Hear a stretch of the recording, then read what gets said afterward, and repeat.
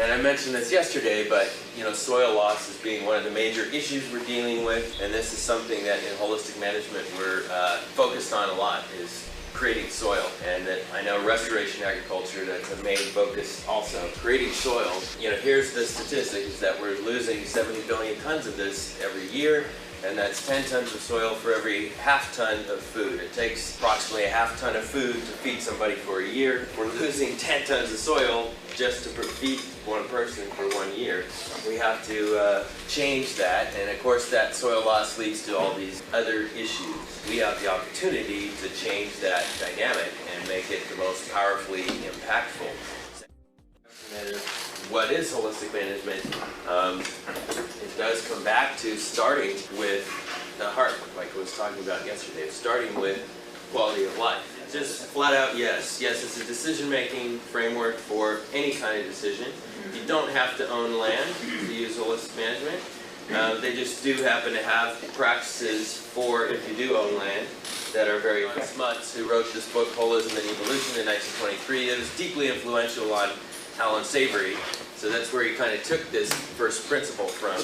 Jan Smuts said that he spent a lot of time out in the African savannas, grasslands, and he said the bushveld is a place that grips you and subdues you and makes you one with yourself. So I think all these kinds of experiences help to experience the world as a unity in that sense, and come up with this idea that basically nature functions in whole.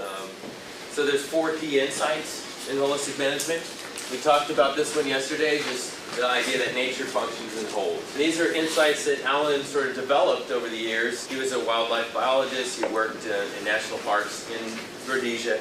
Started understanding how the environment functioned differently than he had been taught in school, and differently than traditionally ecologists of the time had been thinking about it. So the other insights are about understanding your environment. We'll talk a little bit about what that means, about the relationships between predator and prey and how that affects behavior, how that's tied into landscape function. When it comes to grazing, time and timing, when it comes to grazing and plant recovery, we have sort of 4 planning processes we use in holistic management, which we're using the full framework.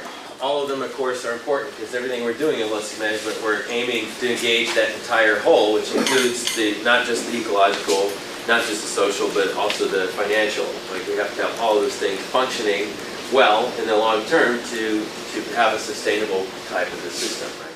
4 ecosystem processes. So this is how in holistic management we kind of break things down to make them simple enough and manage, while recognizing that you can't, in reality, separate any of those 4 processes. They're all part of a single whole ecosystem. But we can think of them as kind of 4 different windows looking out onto the same ecosystem. And that's water cycle, the mineral cycle, community dynamics, what are the organisms, what's the level of succession going on, and energy flow.